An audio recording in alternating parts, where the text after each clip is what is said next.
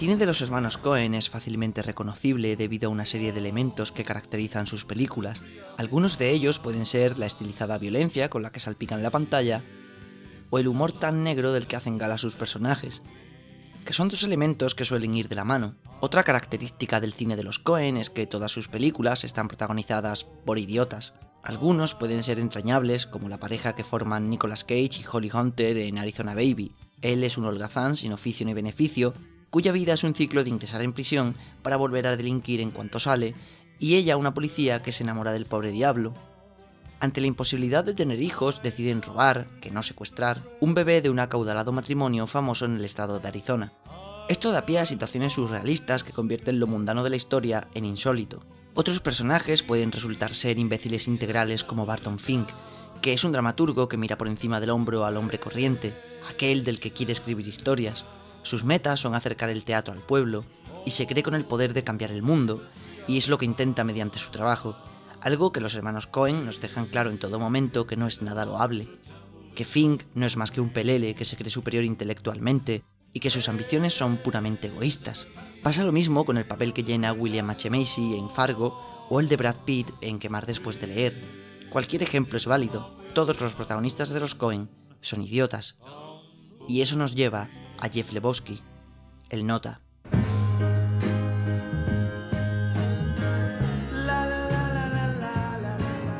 El Gran Lebowski es una comedia negra surrealista protagonizada por Jeff Bridges como el Nota, un vago que se ve involucrado en una trama de secuestros y estafas que no van con él.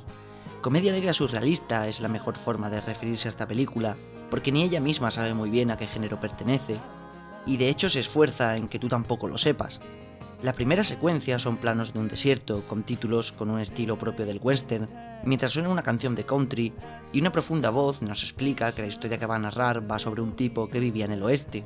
Todo en esta apertura nos hace creer que la película es un western, hasta que en pocos segundos se nos descubre una planta rodadora que el viento empuja hasta la moderna ciudad de Los Ángeles. Entonces adquiere tintes de comedia cuando vemos al Nota probando un cartón de leche en el supermercado y extendiendo un cheque de menos de $1 para pagarlo. Pero la tónica vuelve a romperse cuando al llegar a casa es sorprendido por dos intrusos que lo interrogan sobre una deuda que su mujer ha contraído con un pornógrafo. ¿Dónde está el dinero, Lebowski? Del crimen vuelve a pasar a la comedia cuando se hace evidente el malentendido. Los ladrones se han equivocado de Lebowski. Luego, todas las escenas en la bolera nos hacen pensar que será una película de bolos, cuyo clímax se centrará en la final de la competición, como en la comedia de los hermanos Farrelly, Vaya par de idiotas. Sin embargo, la bolera es solo un telón de fondo para las conversaciones de besugo que tienen el Nota y Walter. Ni siquiera vemos al Nota jugar en toda la película. De estas conversaciones podemos rescatar 3 frases que se repiten varias veces y que resumen toda la trama. ¿De qué cojones estás hablando? ¿De qué cojones estás hablando tú? Olvídalo, Donnie, no estás en tu elemento. Para mierda, tío.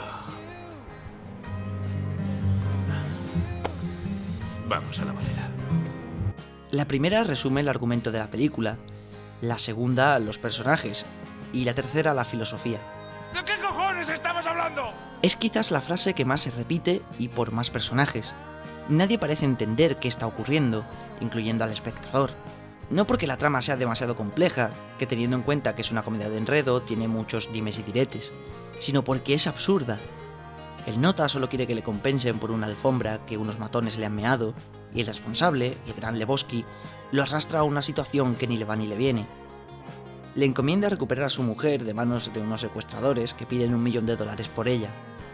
El Nota acepta hacer el intercambio pensando que el secuestro no es real, pero su colega, Walter, se empeña en destapar el plan de la mujer de Lebowski y así poder quedarse ellos con el dinero del rescate. Al Nota le roban la alfombra, la hija de Lebowski reclama su propiedad y lo convence de que efectivamente su madrastra no ha sido secuestrada.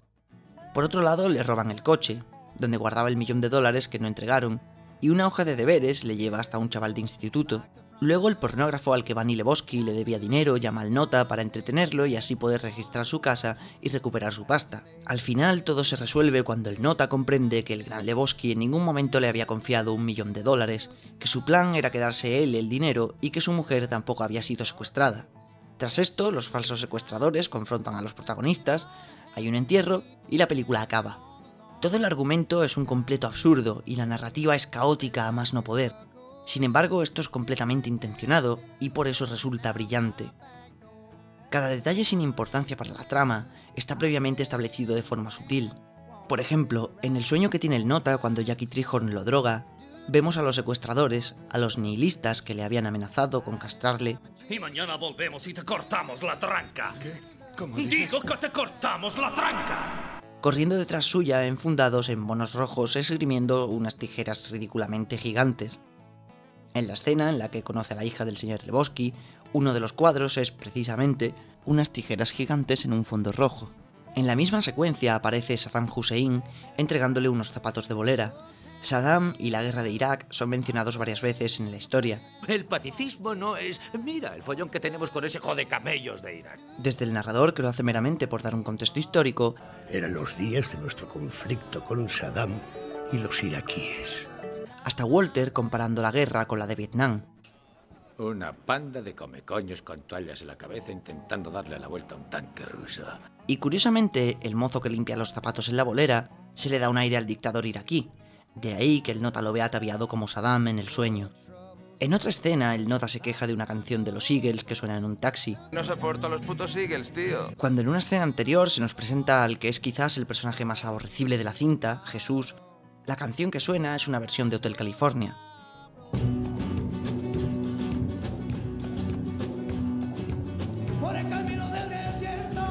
De modo que no es descabellado que el nota odia a los Eagles. Tienen relación con un personaje que parece ser un antagonista. Y digo parece ser porque realmente no lo es. Solo tiene un par de apariciones en las que se muestra como el competidor a vencer en la Liga de Bolos, pero luego esto, como el resto de subtramas, no tiene relevancia alguna.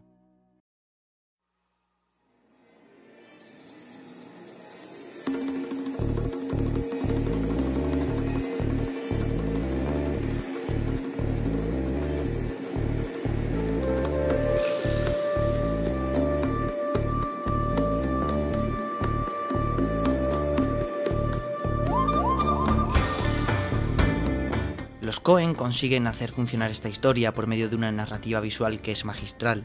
Ejemplo de ello es el dedo de Bunny Lebowski. Cuando el nota lo ve en su mano, y con el mismo esmalte de uñas que llevaba la mujer, empieza a creer junto al espectador que ha sido secuestrada de verdad. Walter sigue empeñado en que no es así y en que el dedo debe ser de otra persona, lo cual no es muy verosímil hasta que vemos a Bunny conduciendo un descapotable y la cámara muestra sus pies en perfecto estado. Más tarde vemos al grupo de nihilistas en una cafetería y vemos a una chica a la que le falta un dedo. Todo se ha revelado sin una sola palabra.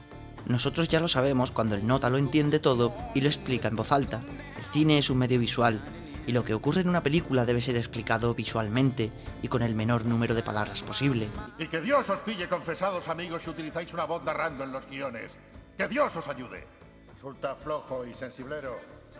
Hasta un tonto puede escribir una narración en off para explicar los pensamientos de un personaje.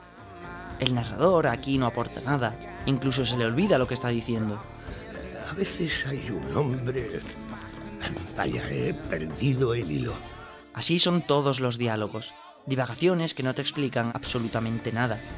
Todas las conversaciones pierden el hilo y acaban hablando de otra cosa. En esta escena, mientras el nota explica que van a matar a Bunny Lebowski, Walter le interrumpe explicando que no puede jugar los sábados porque es un día de descanso religioso en el judaísmo. ¡Sobre Sabas! Walter, ¿cómo voy a decirle? ¡Sobre Sabas, Está hostias! bien, se acabó. Y eso es constante. Los personajes pierden el hilo de lo que están diciendo todo el rato. Como dijo Lenin, si buscas a la persona que se beneficia, entonces... en fin, ¿Y los Beatles? O sea, descubrirás. ¿Entiendes lo que quiero ¿Y decir? los Beatles?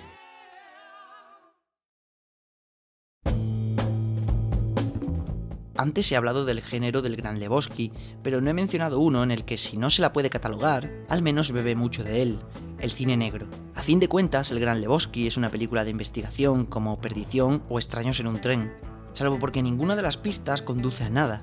Los deberes del niño que robó el coche no les lleva hasta el dinero, la nota que escribe Jackie Treehorn no dice nada, etc. La película de la que más bebe es El sueño eterno, de la que el Gran Lebowski toma incluso el nombre, The Big Sleep, el gran sueño en inglés. El ricachón que contrata los servicios del detective encarnado por Bogart también va en silla de ruedas, al igual que Lebowski el Grande. Hay muchas similitudes con el género de cine negro, como el misterio o la femme fatale.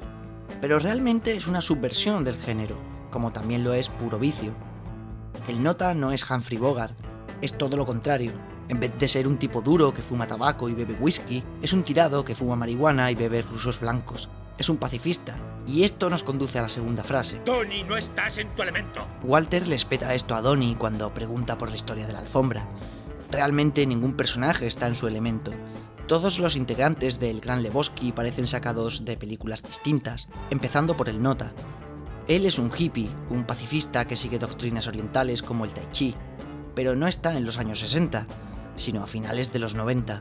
Su época hace tiempo que pasó, pero ahí sigue anclado a sus ideales. Pasa lo mismo con Walter, que es su completa antítesis. Es un veterano de la guerra de Vietnam que no deja de relacionarlo todo con la misma y que no duda en desenfundar un arma para hacer ver que tiene razón. Es un hombre de acción en un mundo que no lo necesita. O Jackie Treehorn, el productor de pornografía que hace excéntricas fiestas en la playa de su mansión de Malibú, parece sacado de los 80. Esta desubicación está muy marcada por el contexto histórico en el que se hace hincapié, la guerra de Irak, el fin de los años 90. No puede tolerarse esta agresión contra Kuwait. Esto ocurre con todos los personajes, como los nihilistas o Jesús. No pueden ser más extravagantes, ningún personaje encaja con la historia. Y por último, pero no menos importante... Que se jodan, nota. Vamos a la bolera. Esta frase se podría traducir como nada importa, vive el momento. Es una frase que bien podría haber salido de la boca de Albert Camus. Camus es el filósofo responsable de la filosofía del absurdo. El absurdo es el contraste entre la búsqueda del significado de la vida y la inexistencia del mismo. Para representar esta filosofía se puede utilizar el mito de Sísifo. Sísifo era un levantador de pesas griego que es condenado por los dioses a tener que empujar una roca colina arriba en el inframundo solo para que antes de llegar a la cima, esta ruede hasta abajo y tenga que volver a empezar su tarea. El absurdismo compara este absurdo esfuerzo con la vida misma. En el Gran Lebowski, la tarea que ocupa a los personajes todo el rato es jugar a los bolos, un juego que consiste en tirar una bola para derribar unos bolos. Tras esto, los bolos se vuelven a colocar y la bola vuelve a su sitio para volver a ser lanzada. Donnie es el personaje que más vemos jugar, por no decir el único, y hace pleno constantemente menos la última vez que tira. Tras esto, muere de un infarto. Lo único que le hemos visto hacer es jugar a los bolos, una tarea de repetición como la de Sísifo que no le ha aportado nada, el absurdo de la vida.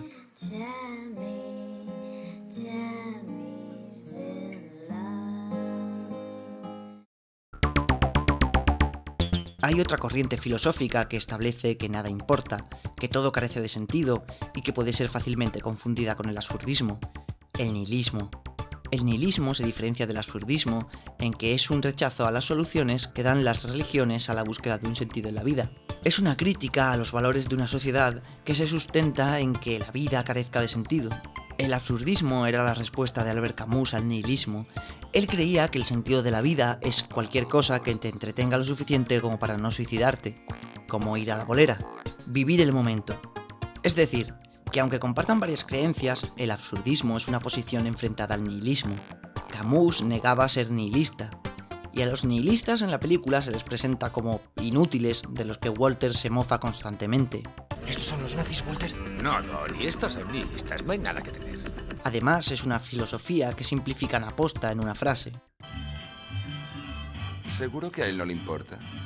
A él no le importa nada. Es un nihilista. Eso debe de ser agotador.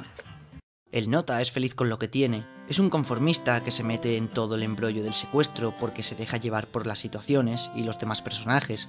Es como la planta rodadora que vemos al principio, solo la empuja el viento, y esto hace que pase de estar en el desierto a pasearse por medio de una ciudad, totalmente fuera de su elemento, como el nota. El nota no empuja la bola como Sísifo, es la bola, metafórica y literalmente. Cuando la película acaba, se acaban las preocupaciones del protagonista, ha vuelto a la bolera a seguir su rutinaria vida. Él es feliz con poco, pero esto no quiere decir que sea simple o tonto. De hecho, en la vorágine de personajes estrafalarios, el nota es el único que piensa de forma racional, que se preocupa porque vayan a matar a una mujer inocente por su culpa, y que culpa al Gran Lebowski de ser un ladrón sin escrúpulos. Y esto es lo que convierte al nota en uno de los pocos personajes, escritos por los hermanos de Minnesota, que no es un estúpido sin sesera. El nota no es uno de los idiotas de los Coen. Recuerda que puedes dejar un like si quieres y, en fin, suscribirte, tío. I know you think you're the queen